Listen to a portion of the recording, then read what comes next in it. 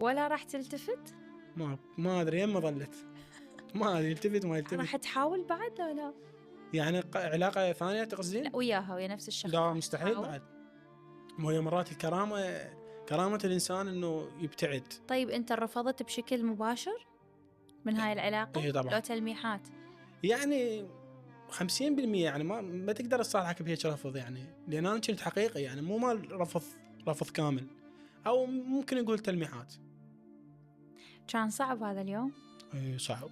يقولون انه الحب يعيشك احلى ليلتين بالحياه، الليله الاولى انك ما تعرف تنام من الفرح، والليله الثانيه ما تعرف تنام من الخذلان. يا ليله مرت الليله الثانيه صعبه اصعب. الفرح ينسي. عباس الغالب يقول الفرح ساعة ورسمها مسودا على القاع، ينسي الفرح يطير ويريح. بس الليلة الثانية صعبة تكون. عشت الليله الثانيه؟ ايه عشتها بقسوتها. الليله الاولى عشتها الليلة الأولى بس من طرف واحد. لا بس الليلة الثانية صعبة، قسوتها يعني كلش كانت قاسية عليه. تتذكر شعورك بهاي الليله؟ بس شعوري بهاي الليله شعوري يعني كلش صعب، ووصفته بالقصائد ان هذا النتاج. يعني انا كنت العلاقه استفادت منها بشكل يعني قصتك على الشعر، شعري قوت قلبك يعني. كتبت نتاج وراها العلاقه هواي قصايد، ولها فضل طبعا كتابه القصائد كلنا عليه.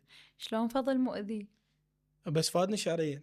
يعني معنى كلامك انه الشاعر ما يقدر يبدأ الا يتألم؟